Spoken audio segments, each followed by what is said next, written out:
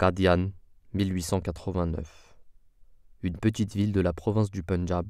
Un homme, empruntant les rues ordinaires de ce village reculé, est peu conscient qu'il traverse la maison d'un prophète de Dieu. Qui aurait su que le Jésus, Bouddha, Krishna, Élie, dont le monde entier était à la recherche, vivait dans ces humbles habitations? Ni même le voisinage musulman, chrétien, hindou et sikh réalise que le temps viendra où son message émanera de ces murs pour atteindre les coins de la terre et que les dirigeants du monde se rassembleront pour demander l'avis de ses vice-gérants. What is this message that they gather to hear? And what is this magic that they are so encapsulated by?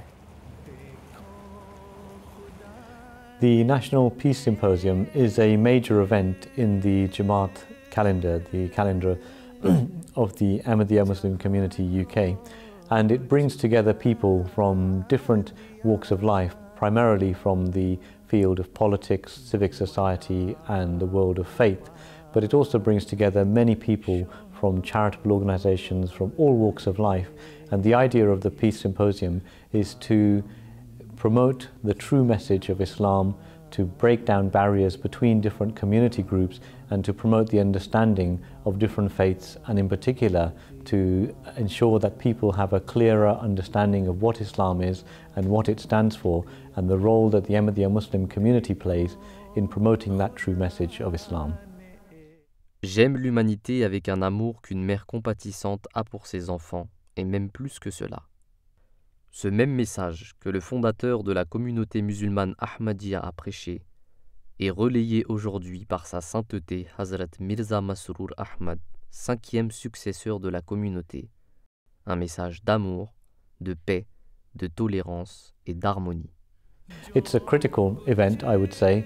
The importance is that it's a unique moment when leading members of our communities come together to listen and have the opportunity to listen to the words of His Holiness Hazrat Mirza Masroor Ahmad, Khalifatul Masih and head of the worldwide Ahmadiyya Muslim community, who delivers the keynote address. So the format of the event is we have guest speakers, often secretaries of state, politicians, often leading faith figures from the world of faith, and also we have an annual peace prize that is awarded by Hazur to a winner each year for their outstanding contribution for the cause of peace. So the event not only talks about Islam and talks about faith in a theological and hypothetical sense about the teachings, but also presents examples of how those teachings are put into practice by recognizing the efforts of people who promote peace. It was a very, very detailed and inspiring speech. I just asked him to see if I could get hold of a copy of the text. But look, the central theme is peace. It is about respecting differences, and it's about different groups living in harmony. It's a message that is universal. It's a message which we need to take on board. Islam's teachings are of upholding human values and protecting the honor, dignity and freedom of all people. Cette voix qui était entendue uniquement par certains à Qadian, une voix à propos de laquelle les opposants prétendaient qu'elle sera oubliée, aujourd'hui, par l'entremise du calife, elle atteint les cœurs de millions de personnes à travers le monde. It was great, it was pertinent and it was relevant, and I think it was really nice to hear about sort of the true meaning behind Islam, and I think that was a really powerful message. And so, based upon what I have just said, I hope it is now clear that there is no need to fear Islam, and that it is not a religion of extremism or one that permits suicide attacks or indiscriminate violence. I think it is really important for us to know each other and to break the barriers of unknown. It's when we do not know each other, this is when we cannot maintain peace because we are afraid of other people's points of view. But when we gather like this, openly discussing justice, and fairness, and then I think this is when we grow into each other. People outside here must know that Islam is just like any other religion, that is a positive religion promoting ideals of love, of peace, of positive ways of living, and not just what it's in the news. And what we know is Hazur has repeatedly addressed issues that are on current affairs, on contemporary interest, and it's in the interest of the nations that are listening to his message to implement those policies, because what we notice is that where the world fails to take heed of Hazur's guidance, the problems actually either continue or they get steadily worse. There is no need for Islamophobia, because Islam's true teachings are of peace, tolerance, and mutual respect. Today, the head of the Ahmadiyya Muslim community is resolving the problems that the world faces and is telling world leaders that they must establish true justice in order for there to be peace. Firstly, it is far better if peace can be attained through mutual dialogue, negotiations, and diplomacy. However, where this is not possible, only then force may be used in order to stop wrongdoing, with the intention of establishing sustainable peace. Other things about also this geopolitics, what His Holiness also said, I fully agree, yes, where is coming out this evil and what we must do now, yes. In today's time when people believe that religion is becoming outdated, Hazur is proving that the teachings of Islam are applicable and relevant even today, and explains it through reason and logic. An ever-needed message of hope for those in search of truth. Hazur is actually laying out golden principles in every aspect of life. He's laying out the golden principles of Islam and how that promotes peace. The biggest challenge at the moment, as Hazur mentioned this year, is how Islam is portrayed in the media and the responsibility of the media in providing education to the public. The Holy Quran has said that if a person or group can be rehabilitated through forgiveness and mercy, then this method should be adopted. However, if clemency or forbearance does not prove effective, then punishment should be administered as a means of reformation and improvement. Therefore, the philosophy underpinning punishment in Islam is extremely far-sighted and quite unique. Its purpose is to reform, rehabilitate, and improve. Another significant matter, which instead of leading me as a Muslim towards warfare and violence, leads me towards exhibiting love for all of humanity, is the fact that in the second verse of the very first chapter of the Holy Quran, it is stated that Allah the Almighty is the provider and sustainer of all the worlds. And the third verse states that He is gracious and ever merciful. And the emphasis from a theological perspective on peace from the Quran and what that means for the community and also its relation to the world at large. In terms of conflict between nations or groups, Allah the Almighty has given golden principle for the establishment of long-lasting peace in chapter 49, verse 10 of the Holy Quran. In the verse, it states that if there's a dispute between nations or groups, third parties should seek to mediate and to bring about a peaceful resolution to the conflict. Hazur is guiding the world today in all affairs so that peace may be born. It was a really articulate speech, a multi-layered approach to extremism in a way, and it touched down on so many levels that it was a really holistic, it was really 360 degrees analysis on what's going on. Yep.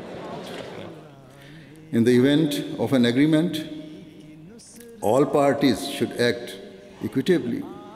But if either party contravenes the settlement and takes aggressive measures, then the other nations or groups should unite together and even use force if necessary to stop the aggressor.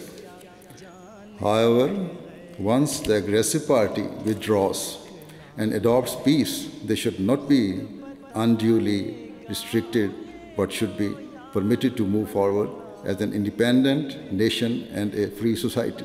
In a world where Islam has a bad reputation owed to the extremism to only a handful, the Khalifa of the Ahmadiyya Muslim community is trying to show the world the true reality of Islam as being a religion of peace and tolerance. In terms of belief, Islam enshrines the principles of universal religious freedom and freedom of conscience. I like the way that he expressed his belief, which is full of peace and merciful, and he was against everyone want to put like a lack or mark on Islam, that Islam is not a merciful religion. I liked his address about Islam. This is the real Islam that he wants to show. Allah the Almighty desires for all people to live together in peace and to be free from all forms of persecution and injustice. Guider et éloigner de toutes sortes de mal qui peut être nuisible à l'homme est la voie de ceux qui sont nommés pour la réformation de l'humanité et de leurs successeurs.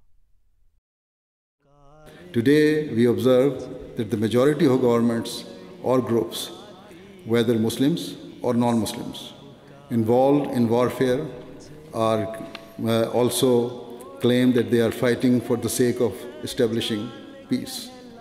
But I think His Holiness, I think, always gives a great speech, and he's always spot on the mark from my point of view. Very good speaker. In terms of perception, it seems that most people are willing to overlook the wars conducted by certain world powers, or at least not affiliate their actions to any religion or belief. However, as we live in a climate in which Islam's teachings are being targeted, we see that all cruelties or wars carried out by Muslims are immediately linked to the teachings of Islam. It was really incredible to hear about the work of Ahmadiyya across the world, and also the Khalifa made a really important point both about media needing to take more responsibility for how they portray people across the world, and actually there's a huge amount of great and good things happening across the world as much as there is conflict and violence that we need to address. That's something that I'll really take away from today and talk about with people when I get home. The media, which gladly focuses on the tiny minority involved in brutality, are feeding the propaganda machines of evil groups such as Daesh, yet they fail in their duty to highlight all that is good in the world. This is an injustice that is sowing the seeds of further division and conflict. From the perspective of young people as well, really, the media has a huge responsibility because young Muslims are getting treated like they are terrorists when there's absolutely nothing like that at all. There's extremism is performed by an absolute minority, just like His Holiness said, and it's important that we all recognise that. Love for all, hatred for none. It is an ideal this community holds dear, but really it should be a motto for the whole of Greater London. In terms of world politics and defeating terrorism, it is necessary to accept that establishing peace is our paramount objective. And so, compromise from all sides is required. I thought it was a fantastic speech by the leader, tremendous. In fact, I always enjoy it. In fact, I've asked for an electronic copy. I was here last year and the speech was equally erudite, equally enlightening. In case you do not trust the words of a Muslim, let me present to you the views of eminent non-Muslims who are well versed in political affairs and who desire peace in the world. Professor John Gray, a retired political philosopher who taught for many years at the London School of Economics, recently wrote about the importance of prioritizing peace over the type of political system in place. He wrote, "The form of government, democratic, despotic, monarchical, or republican, is less important than the capacity to deliver peace. Tout comme le Messie promis guidait le monde vers la fixation de leurs défauts, son successeur poursuit cette mission divine et souligne les erreurs des dirigeants du monde afin qu'un avenir brillant puisse être établi. The world's major powers have continued to prioritize regime change in countries that were previously relatively stable. For example, the West was determined to remove Saddam from Iraq, and the painful consequences of that war 13 years ago continue to be felt to this day. One lady who's a counsellor here in the UK, she said that not only did I get to listen to the Khalifa's address, before the address I actually saw him in the mosque praying. And she said that I found that extremely emotional and spiritual to see this person bow before his Lord. And she said that had a huge effect on me. And she said when I went into the hall and then I listened to his address, that too had a huge effect on me. And I thought that this is a man of truth, it's a man of peace. It's a person who wants to spread compassion in the world, and we should listen to what he is saying. And she said that my honest belief now is that the Khalifa of the Ahmadiyya community, His Holiness, is on a mission, and that mission is to spread peace, love and justice throughout the world. Another lady, quite an elderly retired lady I met, and she said to me that one thing I found very, very interesting was how he said that all forms of suicide bombings are condemned by Islam. And she said not just suicide bombings, that even suicide itself is a practice that is condemned by Islam. And so if that is the concept of Islam, then your Khalifa, your leader said that how can suicide bombings ever be justified, in which innocent, defenseless people are being killed? And so she said, I felt a reassurance about Islam's teachings today. And she said, I also, when I saw your Khalifa, I saw some form of truth in him. I saw how dignified he was and how honest. She said that I'm a Muslim, but I can say that my impression of Islam has improved this evening. And she said, I've never ever seen my religion defended in the way that the Khalifa has done it today. And there was a lot of international guests who came to this year's Peace Symposium.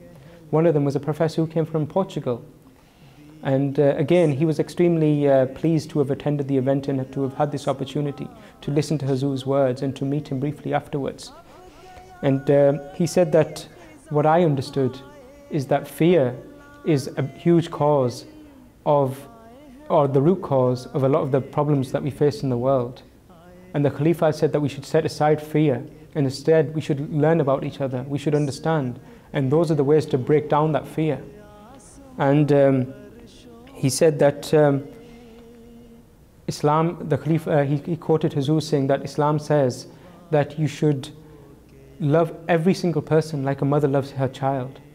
And he said that when I listened to this, I thought that certainly Islam is not extremist in a bad way, but perhaps Islam is extremist in terms of love and compassion, because this is an extreme example of an extreme standard of love, that you must love every single person, or at least try to love every single person as though they are part of your close family. C'est l'espoir d'un avenir meilleur pour l'humanité que le Messie promis a accordé à travers ses enseignements. C'est la conviction que l'homme se tournera un jour vers Dieu que nous obtenons de ses écrits. Et aujourd'hui, c'est l'espoir d'un monde meilleur que sa sainteté, le calife des croyants, est en train de fournir au monde. I pray that the world comes to understand this reality. I pray that we all play our respective roles in furthering the cause of humanity. And I pray that true peace based upon justice is established in all parts of the world. With these words, I would like to once again take the opportunity to thank all of our guests for joining us this evening. May Allah bless you. Thank you very much.